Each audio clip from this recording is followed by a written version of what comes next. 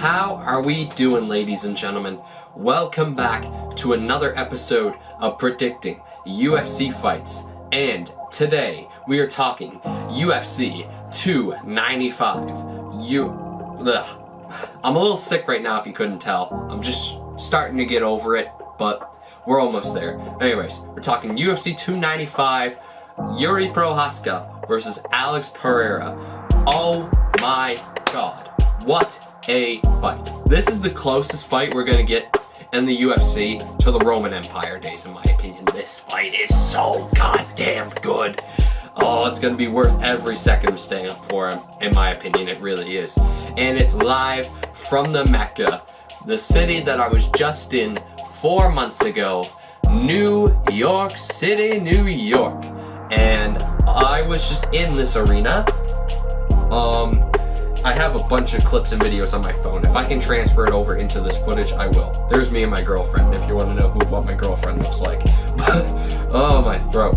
But anyways, yeah, no, this arena is something special. I absolutely love Madison Square Garden, the venue of all sports venues. And today, we're going to predict UFC 295, Prochazka versus Pereira, Aspinall versus Pavlovich, or Pavlovich versus Aspinall rather. That's the way they have it on here. An interim heavyweight fight and a light heavyweight title fight for the vacant title. And here's my picks and predictions for UFC 295. Alright, we're going to talk all the fights on the pay-per-view as we do on these UFC prediction videos. Kicking off, we have Diego Lopez versus Pat Sabatini. I think that's how you say it. But I was looking into these two guys' records. They both seem to be really good on the ground. Diego Lopez just beat my boy Gavin Tucker. East Coast Canadian fella. Yeah, that fight stung. I love Gavin Tucker, man. What a G. But, yeah, no. This should be... Looking at this whole card, really, there's a lot of, like, ground-based guys. Like, you look at this pay-per-view card, especially, like, Mackenzie Dern, Matt Frevola, Benoit Saint Denis, Diego Lopez, Pat Sabatini. The fight we're talking... Sabatini. That's what we're going to say. Sabatini. If that's wrong, correct me in the comments. But I'm calling him Sabatini. But chances are it's going to go to the ground. But I find more times than not, when you have grappler versus grappler, it's a stand-up brawl. So, who do I think will be better on the feet? I remember Diego Lopez. He seems to be, like, he can be slick on the feet, you know. Diego Lopez, he's got a long reach on him, too. So, yeah. I don't think one of these guys are going to knock each other out specifically, but I haven't seen much of Pat Sabatini on the feet, but I could be wrong on this prediction, but I'm going to go with Diego Lopez. I'm going to predict him by a decision. I predict most of the fight to stay on the feet, so if you're a betting man, bet the over on the strike count, but yeah, no, I think this is going to be a predominantly stand-up fight between two grapplers, and give me Diego Lopez by decision. Alright, next fight, Matt Frevola versus Benoit Saint Denis. I was actually listening to the Anakin Florian podcast right before coming on to record this episode, and this is actually a hella underrated fight in my opinion. We have two absolute beasts about to go at it. I mean, Matt Frevola, stud. We all know what Matt Frevola is like. Good, well-rounded fighter. Benoit Saint Denis, he's not a fighter I've seen a lot of, but I think he's someone who's very capable on the ground from what I hear, and he's definitely got the talent on the feet as well, so a very good all-around fight between two very well-rounded fighters. And I think Benoit Saint Denis, he's a grapple-first kind of guy, but Matt Frevola is definitely good on the ground as well, so it definitely could counteract, and it could be a striking fight from there. So, it's a pick'em. I really think it's a pick'em. I mean, if you're gonna favor one guy or the other, I'd probably go Benoit Saint Denis because he's the up-and-coming guy. But this is also in Matt Frevola's backyard. He's fought at MSG 3 times. He knows what he's doing at the Garden. So, I'm gonna go with my gut on this one, and I do think this could be like an either way kind of fight. Like, I really think this is a good step up in competition for Benoit Saint Denis, but I'm gonna go with Matt Frivola. I think Matt Frivola will either get a 3rd round stoppage or a decision, but this is definitely a close fight. I could see either guy winning this fight, but I'm gonna lean towards Matt Frivola in this one. Another interesting one with the 3rd fight on the pay-per-view. Jessica Andrade takes on Mackenzie Dern in a women's strawweight bout. This could be an interesting one. I mean, I feel like Andrade is levels above Mackenzie Dern on the feet, and Mackenzie Dern is probably levels above Andrade on the ground, but I don't think there's as much of a skill gap. So, this fight really comes down to one thing. Can Mackenzie Dern get Jessica Andrade to the ground? Like, how good are her takedowns going to be? And will the brute and sheer force of Jessica Andrade be enough to take out Mackenzie Dern? Jessica Andrade coming off a 3-fight losing streak, taking on Mackenzie Dern. Every simp's favorite fighter. If you were like me growing up, your favorite simp fighter was Paige Van Zandt. But enough of the simp crap. But anyways, yeah, we all know how good Mackenzie Dern is at jiu-jitsu. That's her background. It's what she knows. Brazilian jiu-jitsu is Mackenzie Dern's game. Taking on someone like Jessica Andrade, brute sheer force is her game. We know what Jessica Andrade is there to do. She's there to win, she's there to knock you out, and she's there to hurt you. That's about the size of it. Whereas Mackenzie Dern, she'll take the slow, methodical approach, get you down to the ground, get you an arm bar, a rear naked choke, an arm in triangle, whatever else submissions there are. I only started jiu-jitsu like 2 months ago. But, yeah. I think this fight... I don't think Mackenzie Dern's going to be able to get Jessica Andrade to the ground, personally. Jessica Andrade is Brazilian, too. She knows what the hell she's doing. And Andrade is brute sheer force. Is probably going to win her this fight. And I think she's going to stop Mackenzie Dern in the first round. I really do. I'm sorry, Mackenzie Dern. She's a lovely woman. I really hope she does great in this fight. But, oh, dear God, man, I need this sore throat to go away. I haven't trained in like a week. Ugh. But, anyway, I am going to go with Jessica Andrade by a first round knockout. It could be a TKO, but I think Jessica Andrade will finish Mackenzie Dern in the first round. Co-main event time. And your co-main event, interim heavyweight title fight. Obviously, we all know the main event was supposed to be Jon Jones versus Stipe Miocic. I would have loved to see Stipe go out and beat Jon Jones in the Garden. As some of you may know, Cleveland holds my heart. You can kind of tell by the Browns videos I upload. I'm a Cavs fan and a Guardians fan. Cleveland is my city. Cleveland owns my heart. I would have loved to seen Stipe gone in and beat Jon Jones. It probably wasn't going to happen, but it won't happen for sure now because Jon Jones is injured. Oh my God. Oh, I need to get some water when I'm done talking about this. But anyway, we're here to talk Sergei Pavlovich and Tom Aspinall because Jon Jones is injured. Who will be the man to take on Jon Jones in his next fight, if he doesn't fight Stipe? This fight it's an interesting one.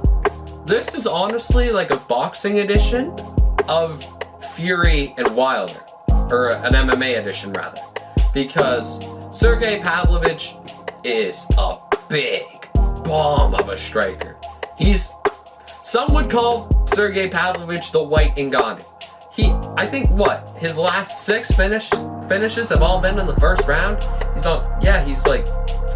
He's on a crazy knockout streak right now.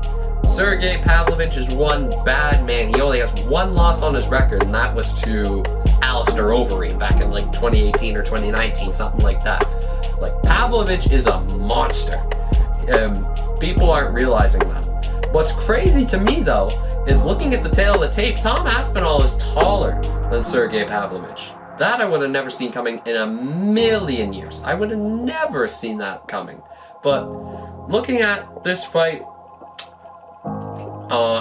Pavlovich, holds a 6-inch reach advantage over Tom Aspinall. And all that Tom Aspinall height must come from the stomach, because Pavlovich has a longer leg reach as well. And if you look at the win by, significant strikes, all that fun stuff, yeah, Tom Aspinall has never even seen a decision. Well, at least in his winning records. Yeah, I don't think this fight will see the ground at all unless one of these guys knocks each other down. But I do think this is going to be an all-round brawl. I really do. But the way I can see this going is the shorter it goes, the more it favors Pavlovich, and the longer it goes, the more it favors Aspinall. It's a toughie, man. This is actually a really good fight. These are the two up-and-coming stars of the heavyweight division, and these guys are probably going to fight 2 or 3 more times after this. So it's good. This is probably one of the next great rivalries of the UFC heavyweight division, if you ask me. Pavlovich got all the power in his hands, going to throw bombs. Aspinall, he's going to look to keep the jab in his face. Aspinall moves so well for a heavyweight. He's so light on his toes. He can move off on angles amazingly. Tom Aspinall is phenomenal at his footwork. That's the main thing. His speed and his footwork, another level. Another level. This is a good fight for me to talk about too, because stand-up is my game. I'm not too much of a ground person. I will be like this time next year after a year of jiu-jitsu training, but whew, it's a toughie. It really is a toughie. But if I have to pick a winner in this fight, I am going to say, I think Tom Aspinall scrapes the decision. That's my gut feeling. I think Aspinall's going to scrape a decision. I think he's going to take Pavlovich into deep waters, outclass him technically, and I feel like Aspinall will win the UFC heavyweight interim title against Sergei Pavlovich. Pavlovich could very easily knock him out in the first round. I am not denying that in the slightest. But if I just think, looking at this fight on paper, Pavlovich to win by knockout, very real. Very, very real. Anybody could get knocked out at any given time at heavyweight. But I'm going to stick to my gut feeling. I'm going to take Tom Aspinall by, I could even go as far as a split decision, to be honest. I think it's going to be that close. But I'll take Aspinall by decision. That could be extremely wrong, but that's my pick. And now on to the main event of the evening. I'm able to talk a lot better. I got a fresh glass of water down in me. That helps a lot. But we are going to talk Jiri Prochazka versus Alex Pereira. Oh boy, oh boy. This time, 1 year ago, I was talking about Alex Pereira facing Israel Adesanya at light heavyweight for the light heavyweight title. Those were some fun days, weren't they? Oh, that rivalry was a fun rivalry. It really was. I hope they do fight again someday. Maybe Izzy will come up to light heavyweight now after he lost to Strickland. Still blows my mind. But anyway, Jiri Prochazka. 29, 3-1, 6'3", 205 pounds, 80-inch reach, 45 leg reach. Alex Pereira, 8'2", Brazilian, 6'4", 205 pounds, 79-inch reach, and a 44 leg reach. Pretty even on paper. It's pretty damn even. If there's any like distance, it's only by like an inch or it's only by 1 metric. Like, these two are really even matched on paper, and even the records, like on paper it says Jiri has a lot more MMA fights, like he does, but Alex Pereira is a kickboxing specialist. I mean, you don't beat Israel Adesanya 3 times across 3 different combat sports if you ain't damn good. You know what I mean?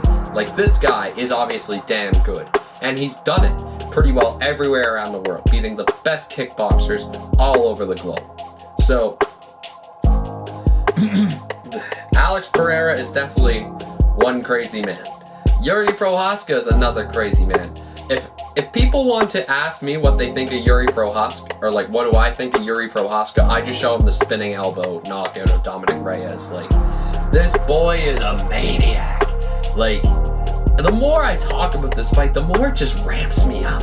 Like, I get fired up the more I talk about this fight, because this fight is just so sick. It's so sick. Jiri Prochazka, man, like, he can strike from anywhere. He's got knockout power in both hands. Like, this fight's so damn good. And like, the thing I love about this fight is the heart of a champion in both fighters. You could see, and I'll give an example for both fighters. Jiri Prochazka, down, probably tied, if not down a round, against Glover Teixeira in Singapore, in his first light heavyweight title fight. Jiri Prochazka is getting beat up and gets taken down by Glover Teixeira. Prochazka catches Glover Teixeira, of all people, in a submission, chokes him out, and wins the title. Fair play.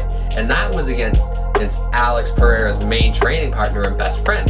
Alex Pereira went to Madison Square Garden to fight Israel Adesanya, the best can we call it, is he the best middleweight of all time? No, we can't say he's the best middleweight over Silva. Love Izzy, but I'm sorry, man.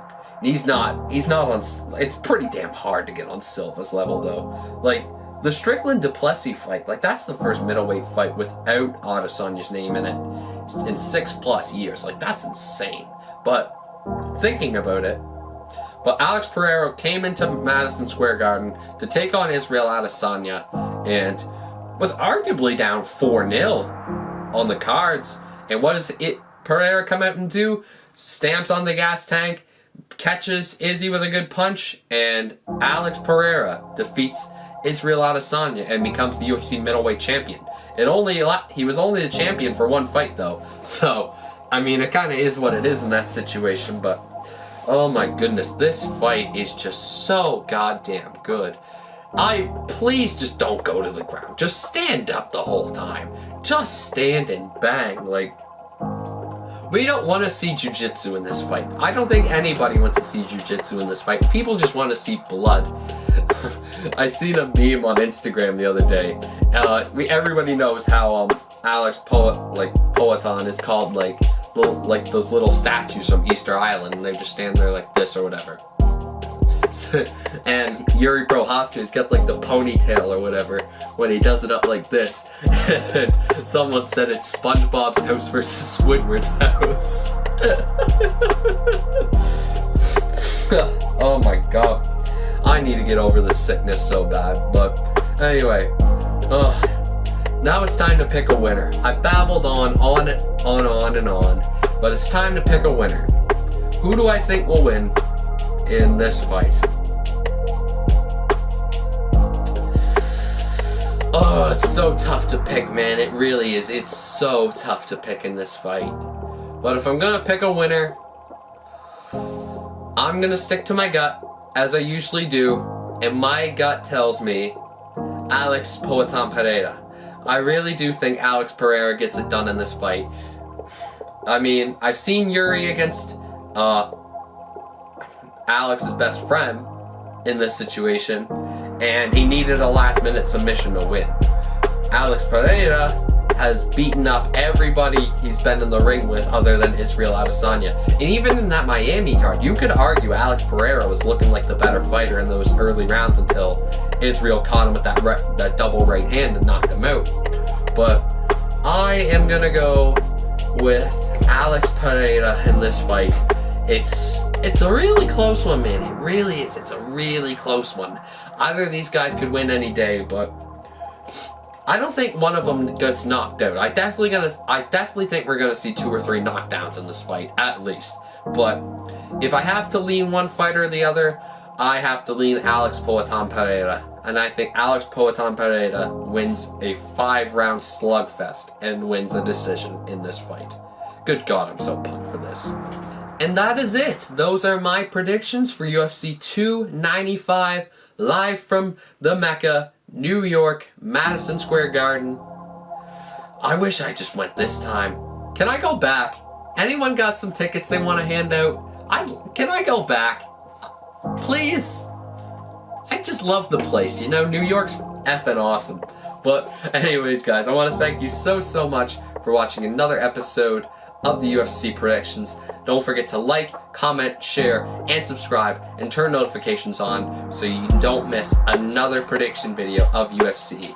And until next time, I will see you at UFC 296 for Edwards versus Covington.